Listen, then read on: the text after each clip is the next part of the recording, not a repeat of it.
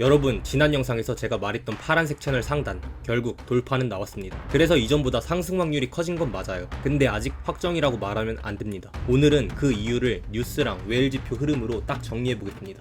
안녕하세요 여러분. 지난 영상까지는 파란색 상승 채널 상단이 가장 중요한 자리라고 말씀드렸죠. 그리고 그 이후 실제로 채널 상단 돌파가 나왔습니다. 그래서 시장 구조는 이전보다 좋아진 게 맞아요. 특히 웨일지표 일봉상 바이까지 떴기 때문에 위로 갈 확률은 더 커졌습니다. 근데 여기서 중요한 포인트는 하나 있습니다. 확률은 커졌지만 아직 확정은 아니다. 왜냐면 테더돔이랑 토탈이 아직 같이 바이를 띄운 상태가 아니기 때문입니다. 즉 지금은 롱 위주 대응은 맞는데 하방 리스크까지 같이 열어두고 봐야 하는 자리라는 거죠.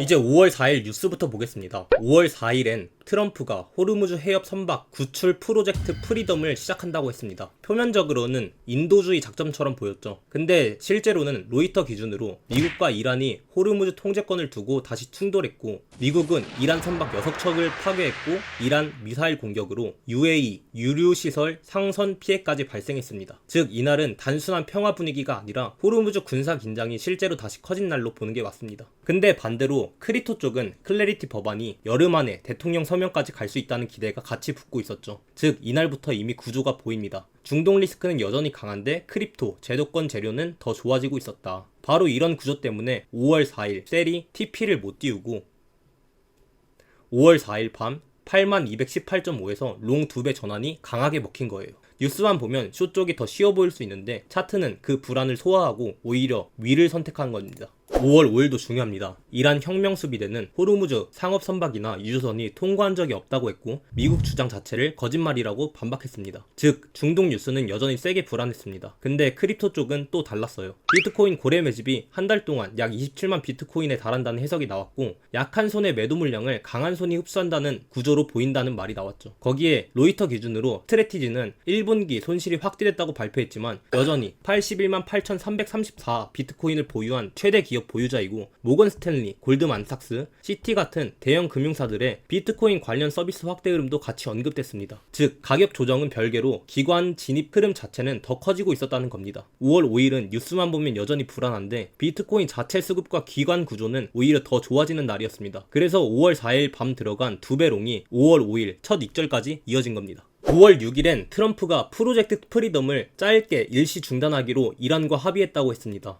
그리고 이란 외무 쪽에서도 호르무즈 개방은 조속 해결 가능성이 있다고 했죠. 즉 겉으로는 긴장이 풀리는 것처럼 보였습니다. 근데 여기서 중요한 건 시장이 단순히 좋아진다 하나만으로 움직인 게 아니라는 거예요. 로이터는 5월 6일 설령 분쟁이 끝나더라도 호르무즈 공급 차질 영향으로 재고 감소와 물류 지연이 몇 주 이상 이어질 수 있다고 봤습니다. 즉 단기 휴전 뉴스 하나로 바로 정상화될 수 없다는 구조였다는 겁니다. 반면 크립토 쪽은 리플 CEO가 결제, RWA, 스테이블 코인 세 가지를 핵심 축으로 이야기했고, 비트코인 연내 9.9만 달러 전망, 기업 재무 전략 기반 매수 세력 DAT가 현물 ETF보다 더 큰 매수 주체라는 분석. 즉 5월 6일은 중동 리스크는 여전하지만 크립토 구조는 점점 더 강해지고 있다는 쪽이었습니다. 그래서 2배 롱이 두 번째 익절, 세 번째 익절까지 이어질 수 있었던 거예요. 그런데 5월 7일엔 다시 분위기가 꺾입니다. 트럼프는 이란과의 협상안에 대해 낙관적이라고 했지만 동시에 합의 발표 전후로 대규모 원유 공매도 선행 매매 의혹이 돌고, 전쟁 관련 발표가 계속 사전에 거래된 것 아니냐는 분위기도 강해졌죠. 즉 시장은 좋은 뉴스가 나와도 완전히 믿지 못하는 상태였습니다. 반면 크립토 쪽은 미국 M2 통화량 사상 최고치, 고용지표 불확실성까지 같이 섞여 있었습니다. 즉 5월 7일은 상방 구조는 살아있는데 단기적으로는 한번 흔들릴 수 있는 날이었어요. 그리고 바로 이때 5월 7일 9시 30분 웨일 지표가 81,039.5에서 셀 시그널을 띄운 겁니다.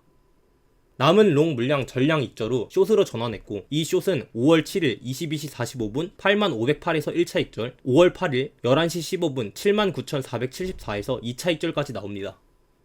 즉 채널 상단 돌파 이후 상승 확률은 커졌지만 그 사이 중간 하락은 여전히 실제로 먹히는 구간이었다는 거죠. 이게 확률은 위지만 확정은 아니다, 이 말의 핵심입니다. 5월 8일엔 모건 스탠리가 이트레이드 플랫폼에 암호화폐 거래 서비스를 도입하겠다는 뉴스가 나왔습니다. 이건 굉장히 중요해요. 단순 호재가 아니라 전통 금융 플랫폼 안으로 크립토 거래가 더 깊게 들어오고 있다는 상징적인 뉴스거든요. 또 같은 날 달러 스테이블 코인이 한국 실생활 결제 송금 인프라로 점점 들어오고 있다는 뉴스도 있었죠. 즉 결제, 거래, 제도권, 플랫폼 이 모든 축이 조금씩 연결되고 있었습니다. 반면 약세장 통계론, 미실현 수익 증가, 헤즈볼라 로켓 발사 같은 불안 요소도 같이 있었습니다. 즉 하지만 여전히 완전한 낙관장은 아니었어요. 그리고 이날까지 숏 2차 익절이 나오면서 단기 하락 구간으로 웨일지표 기준은 잘 정리된 겁니다. 5월 9일도 봐야 합니다. 상원은행위원회는 5월 14일에 크립토 명확성 법안 투표를 예고했고 펀딩 금리도 6일 만에 다시 플러스로 돌아섰고 과열됐던 롱 포지션들이 80K 부근에서 강하게 정리되면서 OI는 급감했지만 현물 매도 압력은 제한적이라는 해석도 나왔죠. 즉 이건 추세 붕괴라기보다 과열 레버리지 제거, 구조 리셋에 가까운 흐름이었습니다. 이게 중요해요. 왜냐면 단기 구조가 무너진 게 아니라 단기 과열만 정리된 거라면 다음 상승 재개 가능성도 충분히 열려있다는 뜻이니까요.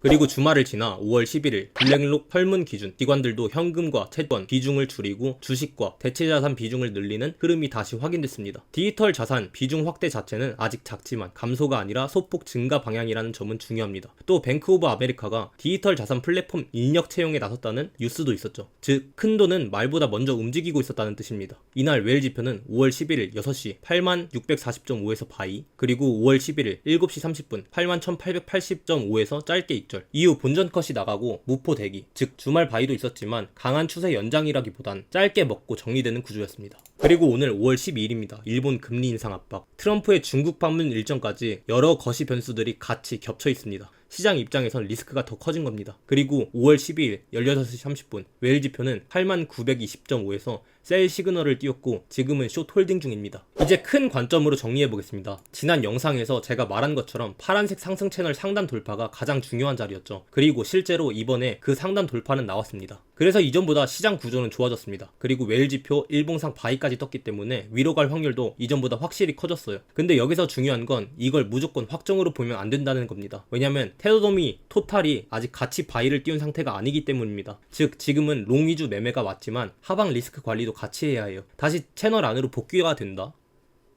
그럼 이 돌파가 가짜 돌파의 가능성이 생기고 다시 하방 압력이 강해질 수 있습니다. 반대로 채널 상단 돌파를 유지하면서 추가 확장까지 나온다? 그때는 장기 추세가 상승으로 더 확실하게 전환될 가능성이 커지는 겁니다. 즉 지금은 방향이 아예 안 보이는 자리가 아니라 확률은 위인데 아직 확인이 더 필요한 자리라고 보시면 됩니다.